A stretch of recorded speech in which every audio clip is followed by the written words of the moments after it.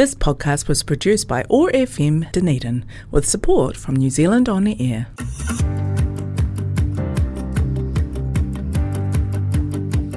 Welcome to What's News Dunedin, brought to you by Casa Valencia, this radio show that spawned from the 23,000 plus strong local Otipoti Dunedin What's News Dunedin Facebook group. The group has been putting the social back in the social media since 2020 with respectful adult debate and a sense of humour. I'm your host, Richard Knights. On today's show, we talk to our wonderful guest, Anna Knight, an Alliance Party candidate, who'll be telling us a bit more about themselves and what they do, as well as helping us look back at the posts that generate the most interactions over the last 7 days on the What's News Dunedin Facebook group. Those three posts this week are Joe Gaylor, elected to Dunedin City Council, beating Aaron Hawkins by just 89 votes. A Dunedin individual who was scammed out of $800,000 over 5 years by someone pretending to be a US general. And the new roundabout at the intersection of Orari and Otaki Streets in South Dunedin. Welcome to the show, Anna. Hi, great to be here. Absolutely fantastic. Now, before we do all of that stuff, the interesting, newsy stuff, we do have our pun of the week. So as a member of the group, you'll see that we have a Pun Day Monday, and we get our people to bring their best adult jokes, their best dad jokes. No adult jokes allowed at 12 on a Friday. But so the best puns, the best dad jokes, and whoever gets the most laugh reacts gets the joke brought on the show on a Friday. Max Reed is a constant winner of the puns, and it's one of his this week. A dubious honour there, Max. Absolutely, he's a friend of the show, but I'm just trying to get. I keep mentioning him just so I get more competition. I want more people to kind of go in and go, I can knock Max off his perch. You know, it's fairly big shoes to fill, but let's see if they can do it. So this is Max pun of the week for this week. The gentleman who invented Tupperware has died. Sadly, his funeral has been delayed while his family continues to search for the lid to his coffin. Oh, that is relatable content, though. It is. It's hard for everyone, I think. I think so. I don't know about you, but I've got a cupboard where all those kind of plastic pots go to die. Yeah. And I've got a little bit. We live in hope. It's a bit like the sock Bermuda Triangle, isn't it? Really, the lid of the Tupperware. They're all somewhere. Yeah. Yeah. Do you want to know something very interesting about me? Well, I don't know. I'm sort of building up to be interesting, but I'm not sure it is anymore. I've never lost a sock in the wash. Do you I've actually? Never lost a sock in the wash. You're a genius. I don't know what your secret is, but I think you better share it on a radio show one day. Well, potentially that's a whole series of radio shows all on its own, like a sort of a side hustle podcast about like how not to. But that's very reassuring what you're saying right now. But I've got a little bit of OCD. You see, so things like lids on pots, I have to make sure they are there. Otherwise, my wife and my family would tell you if I lose something, I turn the house upside down because I cannot stand the fact that something that I know where it is has gone missing. Oh yeah, it's hard. I think I'm slightly that way inclined as well. I lost a pair of jeans once. You haven't gotten over it yet, clearly. Well, not what. Seriously, I don't wear jeans very often. Normally shorts or like. Oh, that's pants right. and You're stuff. a very suit and tie man. It's one of your distinguishing characteristics. Suit and tie most of the time. It's very impressive. Thank you very much. Shorts and t-shirt outside of that, and I lost a pair of jeans, and they were an expensive pair of jeans, and I just did not know for the life of me where they were. And I went to go off to visit somewhere. I can't remember where it was. Went to get like a little holder that, and they were in the bottom of the holder because they were dark.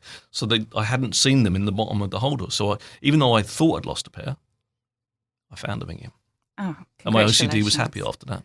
Yeah, I've nearly lost this ring. Oh, wow. And numerous times. They had to put it over the loudspeaker in Raglan when I was camping there when I first came back to New Zealand. And they said a gold ring, even though there's just a tiny sliver of gold on the top of it. It's very hollow, but it was made. It's very precious to me because it was made by a friend in Greece who just does that for a living, which is a really hard living, I think. I would imagine so. Yeah. So no, but anyway, never lost a sock. Oh, well done. So and I do thank you, Max Reed, for the gallows humour as well. That's absolutely, we like that. Open casket funeral. Absolutely. Now, we also have our 3 pop questions. So these are the 3 questions that I've decided will tell my listeners exactly what they need to know about you as a person without them asking anything else, right? So first question, cream teas. You have a scone, you have jam, you have cream, and the question is, very simply, what goes on the scone first, the jam or the cream? Well, you see, Richard, you take a big spoon and you get a a massive, massive scoop of cream, and you put it on top of your scone, and then you get a small teaspoon, and you get the jam, and you put it right in the middle, so it becomes really a work of art. See, I can't agree with you, because for me it's jam first, cream top. You can't spread jam. I'm going to stop you there. cream. I'm going to stop you there. Your executive producers put me up. They set you up. They put me up to this. They said they just wanted to see what you would do. Jill Bowie, Kelly Campbell. What kind of monster do you think I am, Richard? Well, I was starting to wonder. I thought we knew each other, and then suddenly there's this strange scone story going on from across the table, and I'm thinking, that's not the Anna that I know. So I mean, it's been lovely. My grandmother was brought up in Kent, right. Born in Kent, I believe. So I could have had the granny visa and everything. I didn't even need to go to France and get my European passport that way. I could have done it that way. Wow.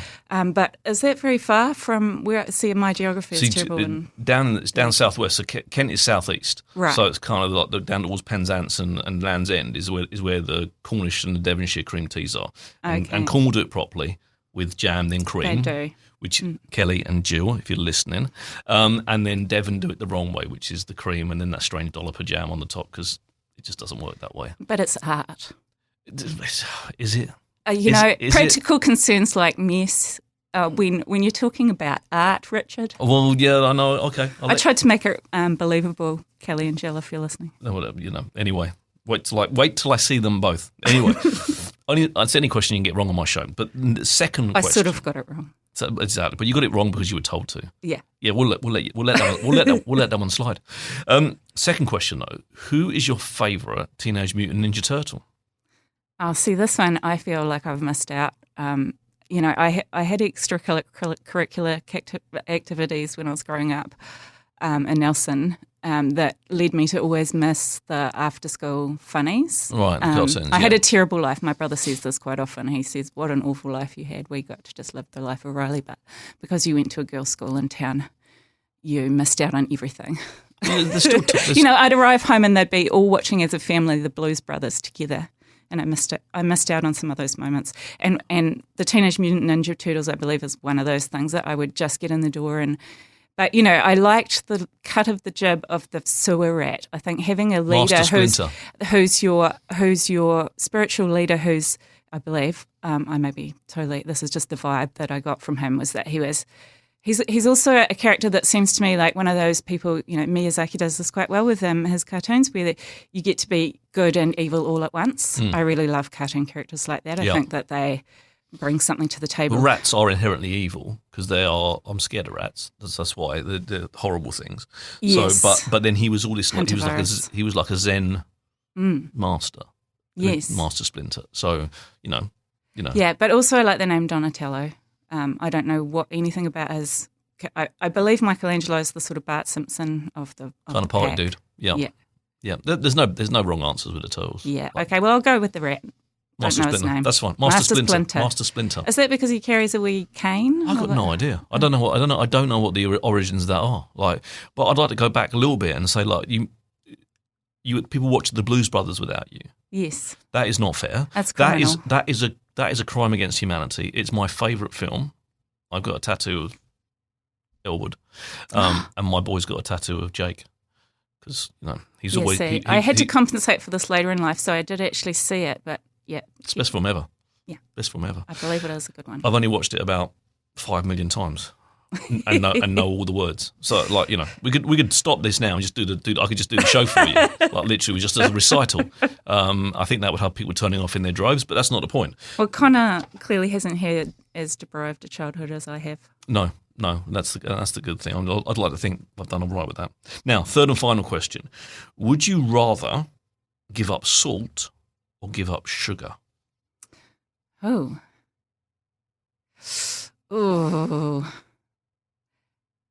Well, probably sugar. I never was a sweet tooth as a kid, bizarrely. And salt, I just, I really am into olives. Everything salty I'm really quite into. Right. Yeah.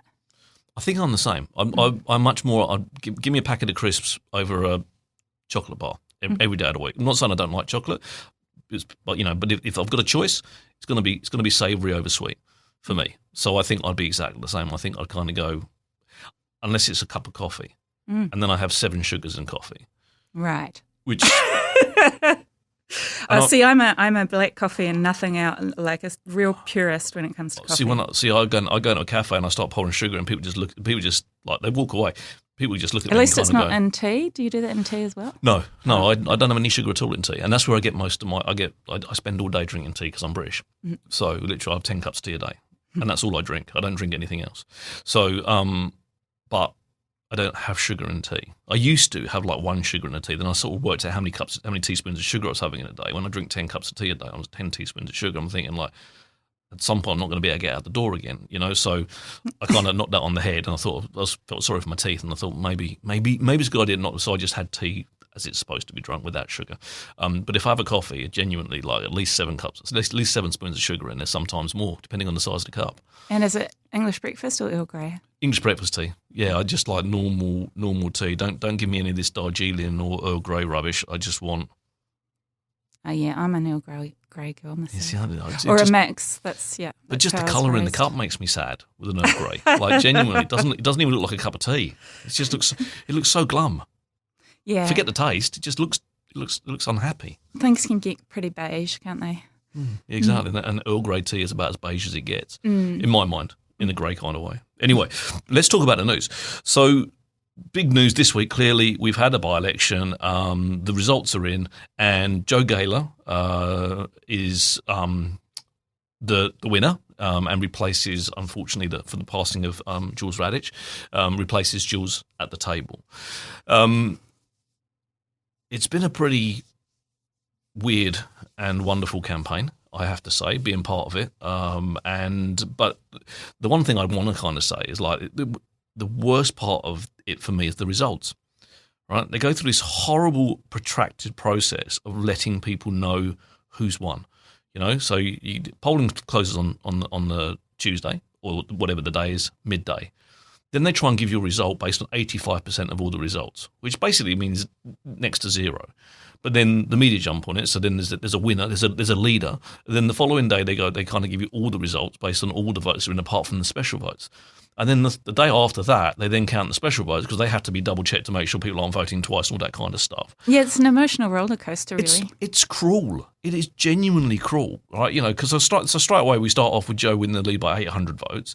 Then we do the next result. She's ahead by 250 votes. She finally wins by 89 votes. But like at some point that could have flipped over, and there's someone with elation kind of going, I'm winning. Oh no, I've lost. Like as a candidate, I actually gave this feedback this time as well. I wrote back to the electoral people and said, this is the cruelest thing you can be doing to someone. I am quite happy as a candidate to have polling close midday on that day and find out in 3 days' time whether I've won, lost or not. Simple as that. There's no requirement to do anything else. Give me the results when the results are finalised and stop with the cruel there'd have been sleepless nights for Aaron and Jo. Yeah. Genuinely. And that, to me, that is just absolutely unnecessarily revolting. Yeah, I totally agree. I think it's better if it was announced once it's done. The only people to win in the meantime are the media, because they get to stir it all up and and the gossips, and they get to be in will there won't no, but actually it's people's lives you're messing with, genuinely. Yeah. Yeah, I mean, there's a bunch of things that could be tidied up. I think you're also a good campaigner for capping the spending. The spending is abhorrent. Yeah. It genuinely abhorrent. I'll be very interested to see what the candidates have spent. I know for a fact that Joe Gaylor would have spent a lot of money because they were in the paper, they were all over the place, getting their every time I open up my phone, they're popping up on my phone as I looked at the ODT news and all that kind of stuff. I spent $880, right? And that's not because I don't have other money that I could have spent, but it's because I don't believe that I should be buying a seat at the table. Yeah, I'm absolutely with you there. Yeah. But then you've got other people that are spending fortunes. When you consider an ad in the ODT is $3,500, Yeah, and also that can go right up to the wire, apparently. Is that, I mean, when did that ODT article run? Because, you have to have signage down, etc. But signage needs to be down by midnight the night before. So like Monday night, midnight would have been the last time for signage around. But you can have full page ads up until that Monday. You can have your pop-ups on your phone. Yeah, it seems a bit incoherent, doesn't it, really? It does. And it's $55,000 is the max. Yeah, that's right? a lot. Which is absolutely, when you consider that people like Andrew Sims and Benedict Ong spent in excess of $40,000 each at the election last time. Well, even for the national election, it's $36,000 the limit for a candidate. Wow. So it's more. So it's more for a local candidate. And some people are spending that to get elected. And that, to me, is not a level playing field. It's not accessible. It's not accessible for people that are, you're not measuring competency at that point. You are literally measuring who got their face in front of the most people. And that's a very different thing to whether you're actually going to be any good at doing the job. And I don't know how you measure how someone's going to be good at doing the job, like prior to actually electing them and seeing whether they're any good at doing the job, because that's a difficult thing to to gauge anyway.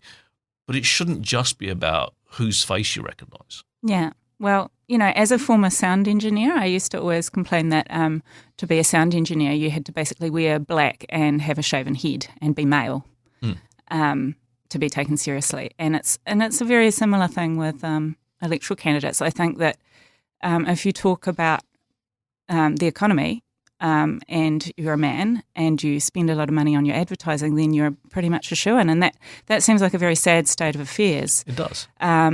But it's people's attention spans. People just aren't putting the time in. But also, and OIR is doing great work too. Shout out to Dr. Barb for what she does. I think fantastic that's work. Really great. Awesome, that we get more information out there, and that I understand is a relatively recent development. So I think it's in the last two elections. So the by-election and 2025, because we didn't do that in 2022. So yeah. It's just, to me, I mean, I want to say congratulations to Jo.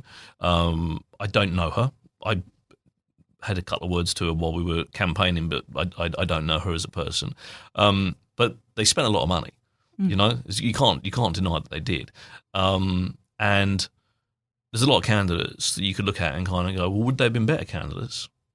It's you've got your people, like everyone that puts their hand up, right?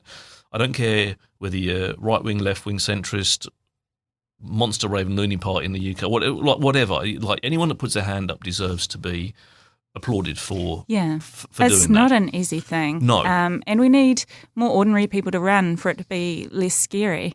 I don't think that Jacinda Ardern has a monopoly on imposter syndrome. I think most people running for office feel that way. Yeah, but the trouble in is... the office. Well, exactly. But the trouble is, when you do put your hand up to run, the abuse that comes back the other way is genuinely... Well, Jacinda knows something about that. Abhorrent. And I know a fair bit about it myself, because it would appear that if you run on a platform of kindness and caring, you open yourself up Those are dirty words, apparently. Yeah, you open yourself up for a hell of a lot of abuse. I had people come after my job this election. Oh my goodness. After my job. That to me crosses a line. I mean, it's bad enough that my family have to see some of the comments that are made about me simply because I insist on truth and kindness. But for then people to come at me to try and get me unemployed. Oh, yeah, that's next level. Next level, eh? Yeah. I mean, I did appreciate at that info night that the DCC told us what to expect. They had that thing, well, we're pleased to announce, this is great, as you're getting up there all bright-eyed and bushy-tailed, just thinking about running, and they tell you, this year we've now got a package so that you're allowed to have home security surveillance. That's in the budget now. And, it really hits at home a little bit, and I want to congratulate them for doing that, because I think that's very nice way. I mean, it's a good way of getting the message across that they are there backing you, that you've got some institutional support. But shouldn't need it, though, should you? You shouldn't need it, but that's that's unfortunately the reality of, I guess social media and etc. has upped the ante on the sort of individualistic keyboard warrior approach to life, where people feel like they're in a wee bubble and protected. Can say what they want. And can say what they want. I know. It's cowardice. Yeah, it is. It is. And I make the point today is that on the ODT, they've this is Pink Shirt Day today, Anti-Bullying Day today. Oh, hence the pink shirt. Hence the pink shirt, which obviously good for radio. Would have been better on TV. But there's some abhorrent bullying going on the ODT website today, Facebook page today. What's happening? Against Aaron Hawkins. Oh goodness! Because he's lost. But on Pink Shirt Day, the fact that ODT are letting it happen, abhorrent, nasty. It is nasty, and it unnecessary. It was a twin cross there. 89 votes is nothing. It's exactly. It was what, 0.5%? Less than 0.5%. Yeah. Of the people who voted. Anyway, I want to move on to the next story, which is Dunedin individual scam day of $800,000 over 5 years by someone pretending to be a US general.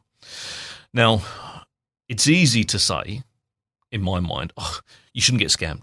It's easy to say, stupid person but actually, I think it is absolutely so sad that people prey on the kindness, the insecurities, the whatever it might be, the loneliness of people to literally steal their money. This person has gone in eyes wide open, thinking that they are having a genuine conversation with a genuine human being. The fact that someone can do this to another person in the pursuit of ill-gotten gains, I lose a lot of faith in humans when I read stories like that, and not the person that got scammed, because it's so easy. That to me is actually, they're so clever with what they do. They're so they spend a lot of time in how they're trying to put that together to make it believable, to make it hit home with the person that they're preying on. I don't blame the person. I'd never blame the person that's got scammed. Right? I wish there was better things in place to help them not be scammed, but it's not their fault. Yeah, and often they'll add things in there to make that person feel more humiliated and therefore not red flag it or call it to out. Feel guilty or to feel to make them feel dirty or exactly. $800,000. That's a lot of. That's a lot of money. Scamming. That's a lot of scamming, and I don't know what wasn't told in the story, or whether it might not be sort of concluded yet. So whether they got any of that back, because that's the heartbreak thing. Like, if I'm saying to all you Nigerian princes out there, if you want to come and try and scam me, you wouldn't get $800,000. Like, you might fool me, but like, so about $80 is about as much as the bank account's going to let me go to before the bank pulls the pin on that one. So it's like they seem to find those people as well. That's what I've noticed about some of these scams. They somehow manage to find the people that have actually got the money to be scammed of the money. And are fragile enough. Yeah, which means that they have a degree of knowledge of something, isn't it? It's almost like they've done their research beforehand, and it's not in any way, shape, or form random. When I get emails all the time like, you've won a share of $12 million for a Nigerian, estate. Then you just kind of look at it and go, yeah, no, fine. Like, you don't fall for that one. But this is far more in your face. And I'm just, if people are listening, like, if you have been scammed, don't feel like it's your fault. It's because they're very clever people. I felt very stupid once. I'll tell you my scamming story. Go on. I actually did a translation, which I wasn't paid for, and then they tried to get me to pay, had a bounced check situation, or I can't remember all the details, but the fact that I actually did a job, that shows you, because I was a real workaholic, and in the speed of things, sometimes you don't always have the ability to check every, and if you've got a short deadline but the stuff that I was given to translate was awful, but I have, it was like a short script, and it was just so terrible that I sort of had fun with it, translating it. But it was, I went to that extreme. So, this can happen. It is. It's very possible. And it's so, translators are, sort of 86% female workforce, who are, shattered and in our own little worlds. We don't. Some of us are syndicated. We have Yeah. authors unions and things, which I was part of in France. But you're essentially on your own, and you're facing. You've got a bit of connection, but you're facing a bit of vulnerability and particularly a large flow of requests all the time. With short deadlines and turnarounds, and not much ability to check. After that experience, I obviously did a bit more checking. This would have been early in my career, but it is very easy to get caught out. It is, absolutely, because you expect a level of honesty from people to start off with, don't you? Like we are genuinely wired to kind of trust people, not implicitly, but certainly, and I've had to a certain, a starting point at least. Yeah, I mean, I've had some weird translation jobs as well from some very reputable firms. Right. So to have an unusual document was not. Not unusual. Was not a red flag for me. I want to talk about roundabouts because the new roundabout has been put in down South Dunedin at the back of Mike Ten and Bunnings and that kind of area between Anderson Bay Road and Portsmouth Drive. There's something about roundabouts that just like the New Zealanders just really struggle with to start off with. They don't get the indicating side of things. They don't get the giving way side of things. They don't get driving around in the right way kind of thing some of the times. But they don't like them. They genuinely don't like roundabouts. Who's they? Sorry. Kiwis. Oh, Kiwis. Or they don't appear to, at least. Or there's certainly people in Dunedin like don't you put a new roundabout in and literally like the rage starts coming left, right, and centre. And this new one has caused a bit of rage because it's a big roundabout. So for some reason, people think it should be a small roundabout. Why they think that, I don't know, but it's a big road, right? So if you'd have a small roundabout in a big road, like no one's using that roundabout, they're literally just driving, they're just using it the same way they always did. So the kind of size of the road dictates the size of the roundabout. And I come from a place must be a safety thing. Well, it is absolutely. I come from a place where roundabouts are a big thing. We have in the UK, we have roundabouts that can be 4 lanes wide, managed by traffic lights with 7 or 8 junctions coming into that roundabout. To and some of them, the circular size of them are probably bigger than some small villages in New Zealand. That's kind of but they have a purpose. They encourage traffic flow. Yeah, that's look, what they're I'm there a for. fan of roundabouts. We're one of my hats is that I'm on the community board, the Waikato Coast Community Board, and we've got an area that was de-roundabouted, right? Which happens to be right on the turn off to Waitati, where you've got several shops. You've got a bus stop there. Yep. Is that State Highway 1? Yes, it's on State Highway 1. Where they've had problems with accidents, people getting hurt. Exactly. And, my friend Amy, who's at the Waitati merchant store, says she watches from the store the near misses every day. Wow. And, we've been trying to get some action on this for some time. Yes. With the NZTA because, local council can't actually do much about it. No, because State Highway 1. Yeah, which really, and of course we're looking handmade signs now saying slow down. That's all we can, that's all. Can they re-roundabout it? Because it genuinely, it would be wonderful if they could. Yeah. They serve they such could a at purpose. least have speed limits that are staggered the way they do out towards the airport. Yeah, to try to drag you down to a more manageable speed, so that when you hit that bend, which is the blind bend, then at least you're actually travelling at a speed that is more suitable for the environment that you get to. It's just it shouldn't be so hard. No, it really shouldn't. It shouldn't. But I drive around Dunedin regularly. I mean, I spend a lot of time in the car going to see all parts of Dunedin, and the people driving roundabouts, they just don't seem to get it. But if they did get it, they'd actually understand that it's actually all there to help them. Yeah. And actually, I've seen people drive the wrong way around roundabouts. And that just, why have they got speed bumps coming into roundabouts? Because you wouldn't slow down otherwise. Genuinely, if you were a good conscious driver, and you saw a roundabout coming, you should be slowing down. But Dunedin, they go, I'll just keep driving the same speed. Also, roundabouts are kind of lovely. You can put things on them like put things in the middle and plant them out. Absolutely. Yeah, that's it's one of those things, actually, they should be embraced. And you'll love this. Go on. You know that in a former life I was a yellow vest in France. And, no. Oh, well, there you go. There's a tidbit for you for today. There you go. I wasn't expecting to learn something today, Anna, but here we are. Yeah, well, and that was all about horizontal democracy. So, like Occupy, and one of the things that they occupied, Richard, We're roundabouts. were roundabouts, and they they were sort of reinventing the wheel in terms of democracy and process, but it was quite wonderful. And a lot of people maligned the LBS. I was initially one of those people. I'd sort of drunk the Kool-Aid thinking, who are these people who are against the gas tax in France? Because surely, getting less petrol fumes is a good thing and lowering emissions. But, we're talking Macron, who was born with a silver spoon in his mouth and who, everything he was doing was anti-environment, or, a lot of what he was doing was anti-environment. And some of his first things pro-environment, supposedly, were directly affecting the poor. So, he was walking a double talk, talking a double game.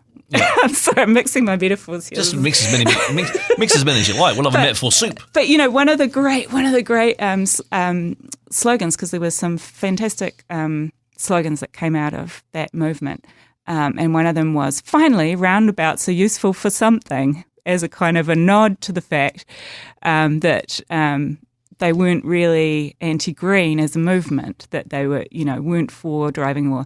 But the thing is, the reason this directly affected the poor was that the people that are having to drive the most were the ones that were getting pushed out of the cities. Right. So they were the ones with several jobs to make ends meet. Yes. And so they were, that's why the gas tax was the sort of clincher, the way that maybe in Chile with the metro price rise or things like that. There's always, it seems to be a bit of a penny drop moment where people, that the sort of straw that breaks the camel's back. Yeah. Anyway, that was a long aside vaguely to do with roundabouts. That's all right. I want to talk about you and and stuff about you in a second, but before we do, I'm just going to get a wonderful word from our super duper sponsor. Dunedin, meet your new favourite bakery. Casa Valencia at 53 Musselburgh Rise is serving up freshly baked bread, pastries and gorgeous cakes. And if you haven't tried the ube donut yet, you are seriously missing out. Our signature purple yam donut and purple yam drink are the must-try combos your taste buds have been waiting for. Pair it all with a hot or cold drink, grab a cake for someone special and make your day a little sweeter. Casa Valencia, 53 Musselburgh Rise, Dunedin. Open Monday to Saturday, 9 a.m. to 5 p.m. See you there. Have you been to Casa Valencia? No, I wish I had by the sounds of the ad.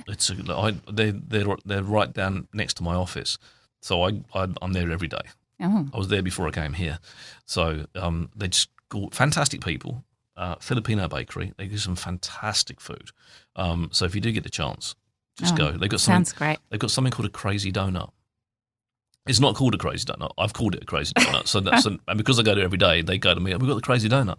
And it's a donut with fried chicken inside with spinach and spicy mayo and cheese. So it's like a savoury thing inside a donut shell. Shouldn't work, but it does. Mm-hmm. Oh, it's genuinely delicious. So I call it the crazy donut.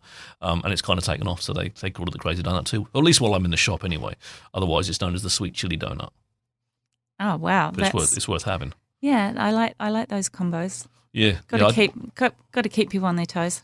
Absolutely, it's fantastic. There's no sugar on a donut. At least they haven't gone that far. But it's just Anyway, let's talk about you. Like you and I know each other for a little while. We met on the campaign trail last time through the traps, 2025. You stood for council. You stood for community board. Mm-hmm. That's right. You were elected to community board, didn't you? And like me, you missed out on council. And now you've recently announced that you are standing in the upcoming general election as an Alliance Party candidate. So perhaps give us a little bit of a 5-minute cliff notes about Anna Knight and what's kind of taken you from translator extraordinaire, France, to New Zealand, to actually this, your political journey. Oh, yeah, thank you. Well, actually, just one little note is that I'm still a translator. That's still my cool. still my day job. and it's I was hoping that it would fall off a little bit when I moved to New Zealand, because that's one of the reasons that I decided to stay, was that I wanted to just get more of a life back, because I as much as I loved Paris, and I thought I was going to die there and be buried there, I felt like a New Zealand girl, just at heart, and that I was missing the natural world mainly. This big city experience, if you're too busy to take advantage of it, is quite exhausting. It's quite an aggressive human landscape. And all the things, I loved living there because I'm a massive cinephile, and there's over 100 cinemas in Paris. So that was one of the reasons why I ended up living there for over 10 years. I was in France for 20 years. So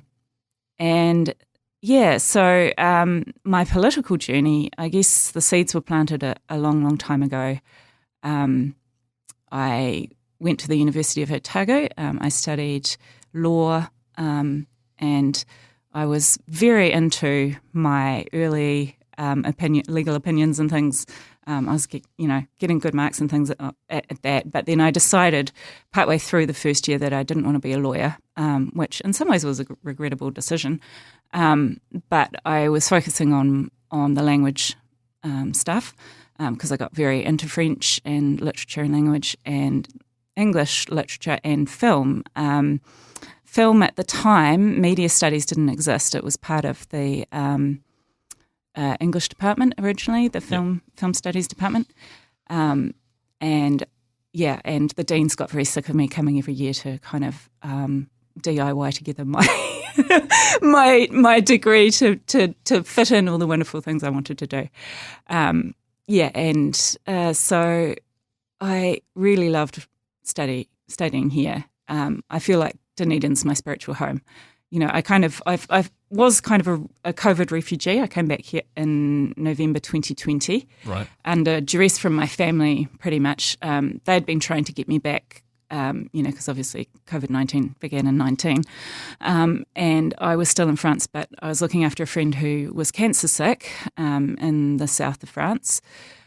So I couldn't leave. I felt I couldn't leave at that point, and pretty much got stuck away from my house in Paris. So I had supplied it for a Chilean friend's father was living in my apartment during the COVID time.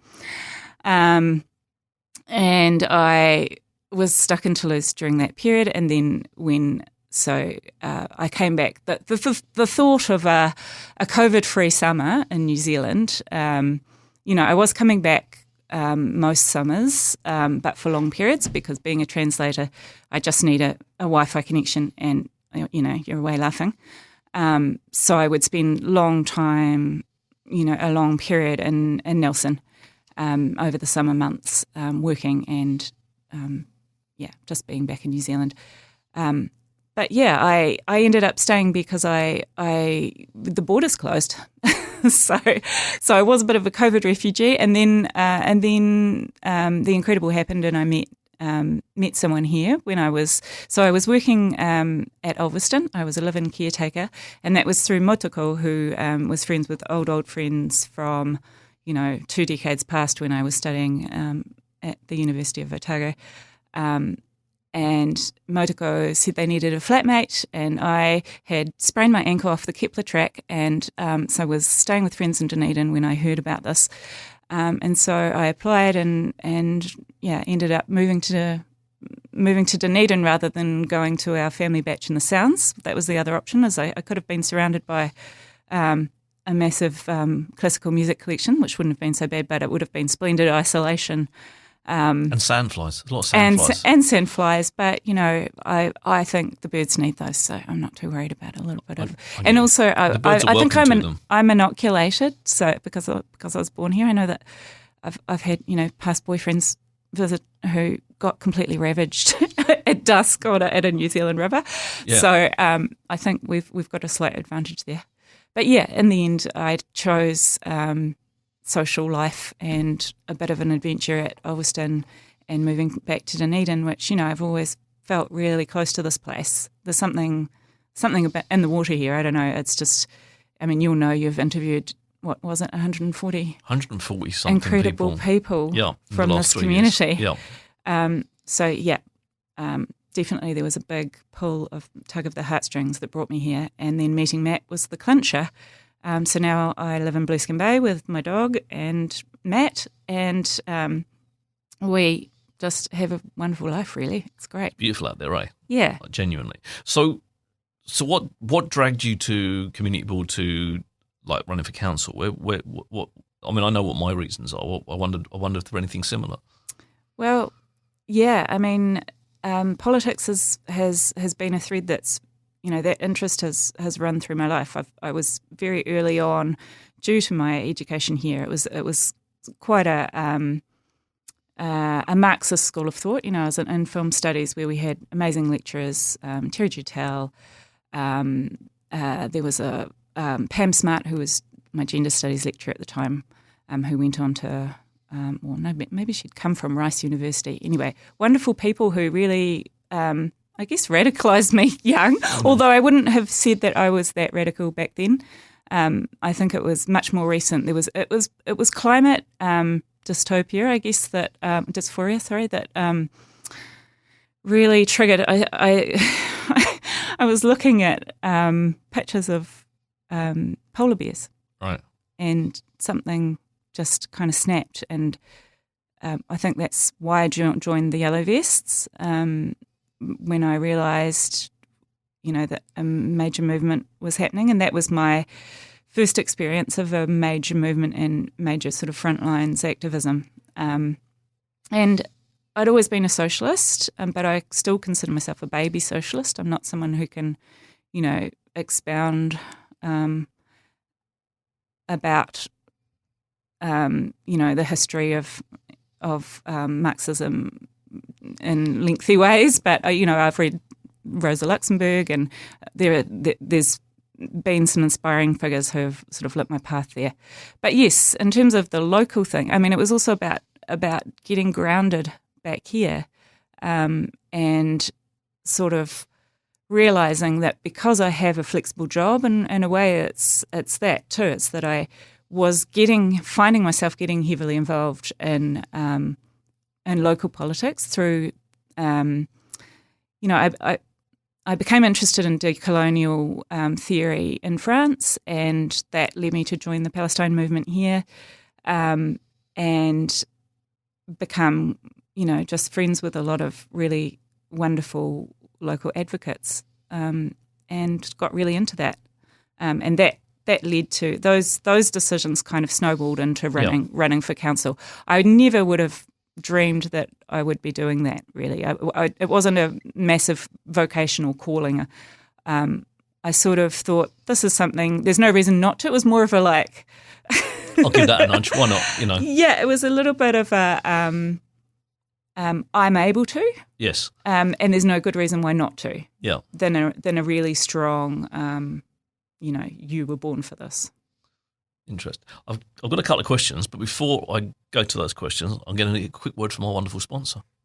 Dunedin, meet your new favourite bakery. Casa Valencia at 53 Musselburgh Rise is serving up freshly baked bread, pastries and gorgeous cakes. And if you haven't tried the ube donut yet, you are seriously missing out. Our signature purple yam donut and purple yam drink are the must-try combos your taste buds have been waiting for. Pair it all with a hot or cold drink, grab a cake for someone special, and make your day a little sweeter. Casa Valencia, 53 Musselburgh Rise, Dunedin. Open Monday to Saturday, 9 a.m. to 5 p.m. See you there. So I was just picking up a couple of things that you were saying. So you never you weren't driven to think I'm going to be a politician or anything like that. And neither was I. My politics, I was never even interested in politics. I came to politics because I loved the city. I kind of cared about it and wanted to give something back. And it was so very completely different. I was never an activist as a younger human being. I'm an activist now, but I came to that maybe sideways. But what's then taken you, is my little leading into, what's then taken you to standing as in the general election for the Alliance Party? Because I had Victor came on the show 5 or 6 weeks back. Well, here's your answer. So we blame, I find we Victor blame, to be an we blame incredibly Victor. well. I think he's an incredibly reassuring character, and I felt like Lovely I'd found my political home when I met Victor. I met Victor at a party through some friends, and then put it together.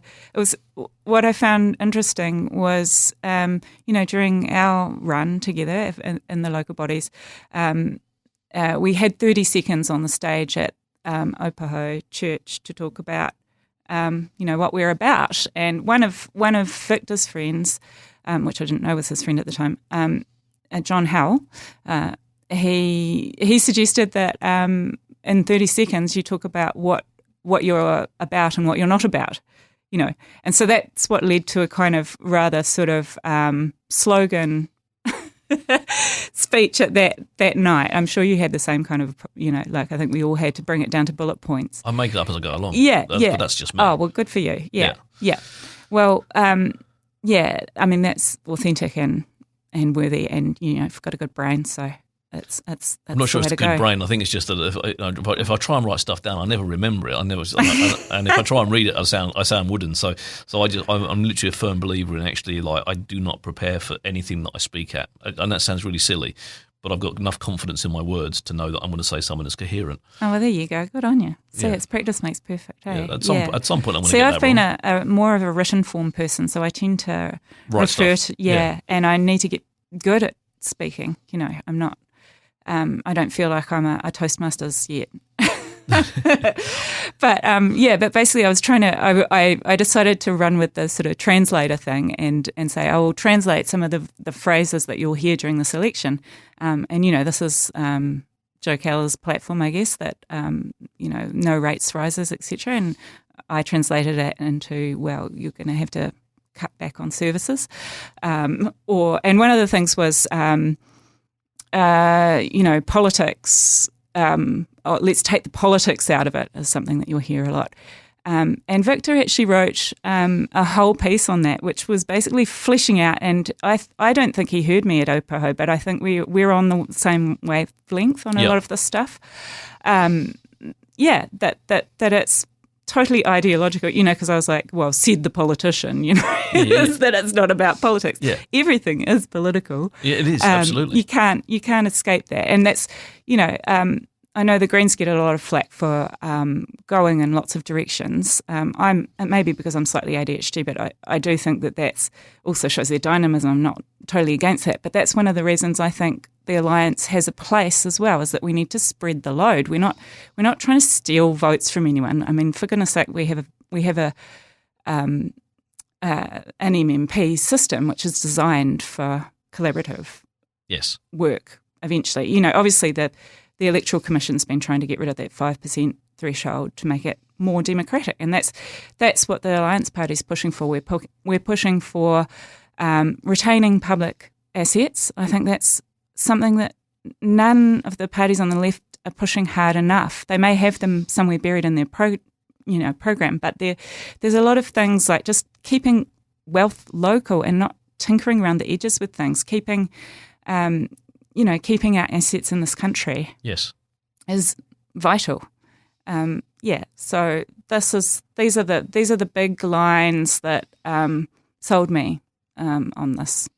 Because he's a very smart man. Yeah, and there's obviously Alliance has got a very sort of big history. And we've been through that history with Victor when he came on the show. So it's not like you're suddenly just kind of coming out of the blue with something brand new, right? It's actually there's something that's been embedded in New Zealand politics far beyond my understanding of it, because I've only been here 15, 16 years. So, and Alliance had kind of come and gone by the time I even dropped on these shores, but obviously not gone in the sense of, but the thing, for me, the problem with MMP is that it has that threshold of exclusion. So you've got parties like Opportunity Party, you've got parties like the Alliance Party, you've got other sort of, smaller parties that genuinely would add flavour, difference, dynamism to general politics, but do not get the opportunity, and only get the opportunity once every 3 years to kind of put their hand up a little bit and go, hey, there's us over here as well, by the way. We've actually got some really good ideas that maybe if you let us in the door, that we'd actually be, we could contribute quite well with. and then they're gone for 3 years. Mm. And that's the struggle, right?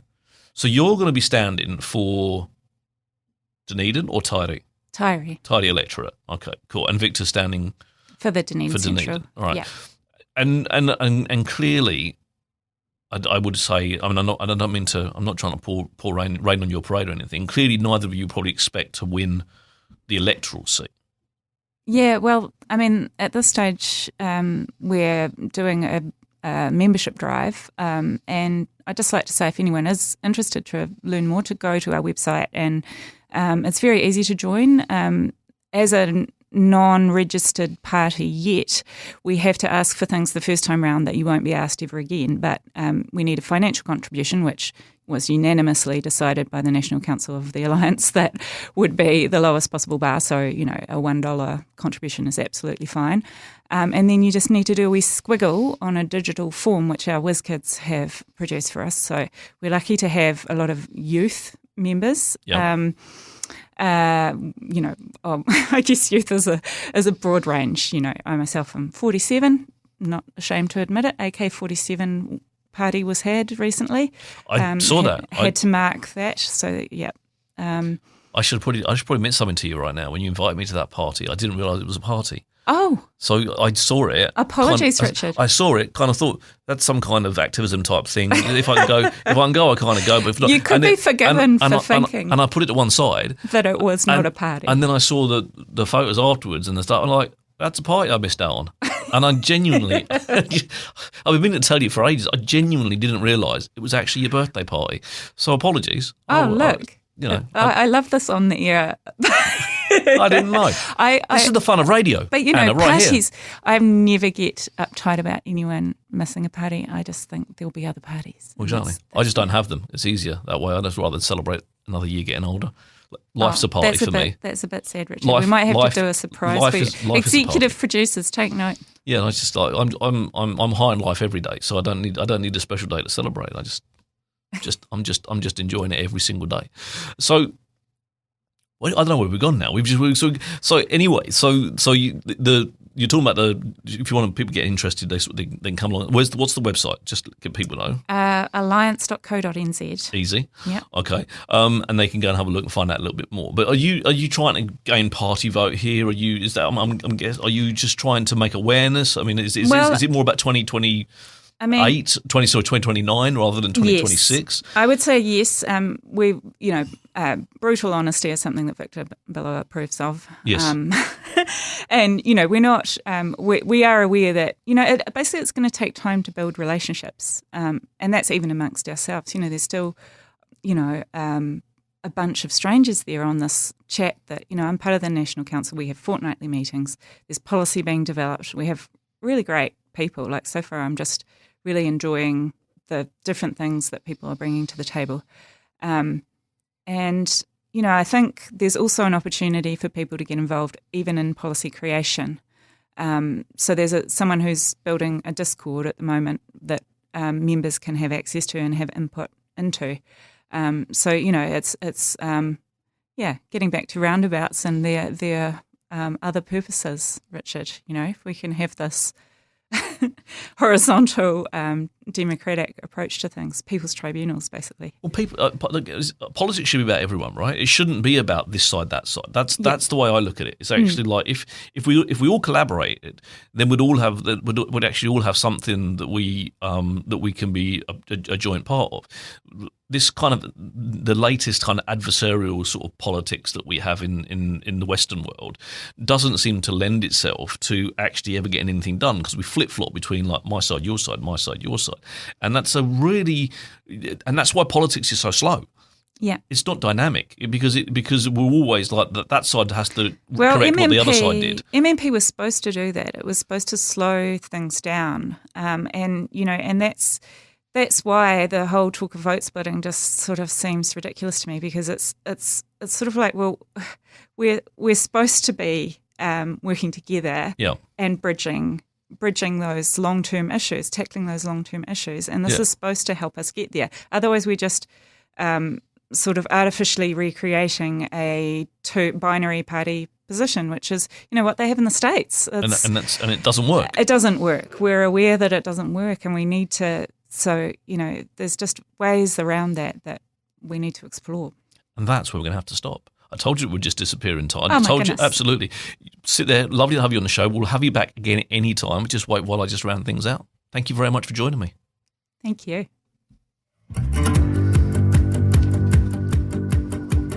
Well, that's a wrap for this week. Thank you for tuning in. I've been Richard Knights, and you've all been wonderful. Now remember, if you're looking for robust, respectful adult debate about all things local and further afield, and a welcoming online community doesn't take itself too seriously, come and find What's News Dunedin on Facebook and join our fun. On next week's show, we're talking to Anna Noonan from Dance Otipoti, and look forward to seeing you next Friday at 12 on OAR FM. And if you want to listen to the show again or simply share it with your friends, you can find the podcast at oar.org.nz or even on Spotify, YouTube, or your favourite podcast provider.